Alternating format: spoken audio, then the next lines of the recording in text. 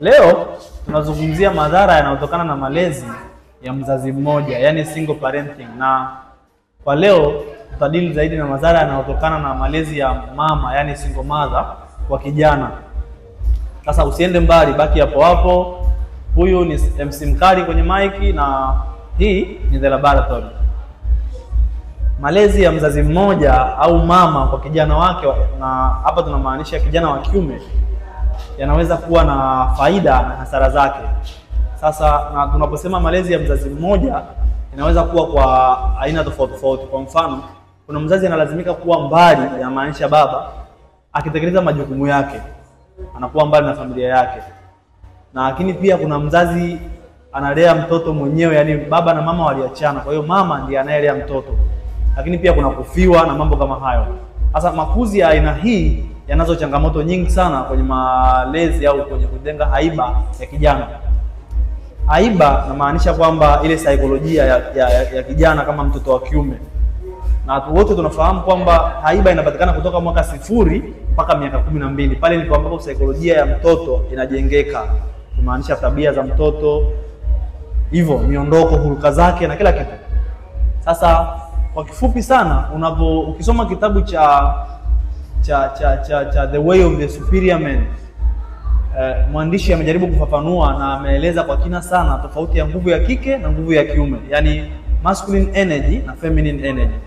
Sasa mwandishi amesema kwamba feminine energy ni mambo yote yale yanayobadilika, kwa mfano pesa, uzuri, umri, ushaona, magari, mali, hivyo ni feminine energy. Muziki, sauti nzuri au mbaya inaweza kubadilika. Lakini masculine energy ni jambo lile ambalo halibadiliki, moja ambalo halibadiliki.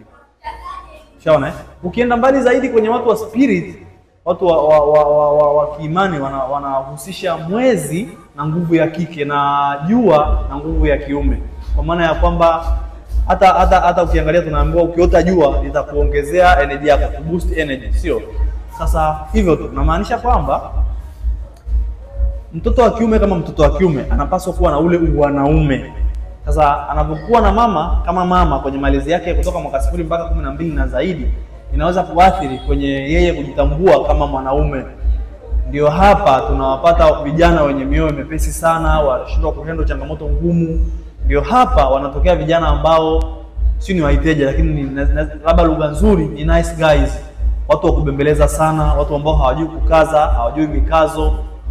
Na hili ni wimbi kubwa sana kwenye dunia hii tunayoiendea, kwa sababu nadhani sababu kubwa zaidi ni hili swala la kwamba malezi ya mama peke yake kijana anapitia. Lakini pia kuna hii wanaita women liberation au feminism, inasababisha pia vijana wanakuwa au watoto wa kiume wanakuwa na mioyo mepesi sana. Sasa ni kivipi basi malezi ya mama peke yake yanaweza kusababisha kijana akawa na nguvu ya kike? Namaanisha yani akawa na nguvu ya kiume chache, lakini ni miongoni mwa vitu ambavyo vinapunguza ile hali ya mtoto wa kiume kujiamini, kujichukulia kama mwanaume. Unajua sometimes ni kweli kwamba kuna mambo ili yaende kwako wewe mtoto wa kiume kama mtoto wa kiume, you need to be tough. Sometimes ili mambo yaende you need to be rough. Yani hiyo ni sahihi kabisa kwamba kuna mazingira utakutana nayo, if you are not rough enough, itakuwa vigumu ku strive na kufanikisha mambo fulani kwenye maisha. Umeshaona? Kuna nyakati ngumu utakutana nazo kama mtoto wa kiume, utashindwa kusurvive kwa sababu hauna ile courage ya kufanya mambo makubwa, mambo magumu, kwa sababu umejawa na uoga, umejawa na hofu. Umeshaona? Kwa sababu wanasema mzazi wa kike analea, alafu mzazi wa kiume anakuza au anakomaza. Ndio pale kwamba unakutana na changamoto fulani ngumu, lakini ungekutana nayo ingekujenga na ungekuwa imara zaidi. Lakini mama anakuonea huruma na kukuambia no mwanangu, anakupa solution ambayo sawa amekusaidia, lakini kwa namna moja au nyingine hajamjenga baba wa mtu wa kesho, kwa sababu amekunyima nafasi ya kwenda kupambana na ile changamoto, uifesi alafu ukue. Umeshaona? Sasa hii kwa mapana zaidi ni kwamba tunafundishwa kuwa let's say baba yako na mama yako waliachana, unaamini kwamba baba yako alikosea. Kwa hiyo unajaribu kudo your best meet demands ambazo ziko sokoni za mwanamke ili usikosee kama nani?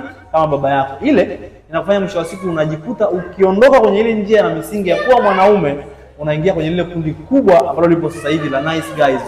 watu wakuomba msamaha kila kitu, watu wakubembeleza sana, watu wakulia sana, watu ambao hawajui kukaza, hawajui kukomaa. Hili swala ni pana sana na madhara yake ni mengi sana kiukweli, hatuwezi kumaliza. Lakini labda kwa kugusa tu na kwa kumalizia kwa leo ni kwamba tujitahidi sana kuacha watoto wa kiume wakutana na changamoto zao wazikabili wao wenyewe, kwa sababu ndio njia ya mwanaume. Mwanaume aliletwa hapa ili kuiprovide dunia, ataiprovide peace, money na kila kitu. Utatoa amani, utatoa upendo, utatoa mapenzi, wewe unatoa tu. Yaani wewe sisi umekuja hapa mpaka utaondoka, unatakiwa utoe, kwa sababu wewe ni mwanaume na mwanamke anapokea. Sasa utafundishwa kupokea, mwisho siku utakuwa bega, utashindwa kuperform majukumu yako vizuri, ushaona. Lakini ukiachwa ukakabiliana na changamoto zako wewe mwenyewe, ukajifunza kuzihandle, ukajifunza kuvumilia, kuna namna fulani, ipo namna, niamini mimi, mtoto wa kiume atanusurika kupitia hiyo. Lakini kumtetea sana mtoto wa kiume sio kumlea. Sikumbuki nani alisema, lakini alisema yani hivyo. Next time utarudi na mada hii kwa sababu naamini haijatosha.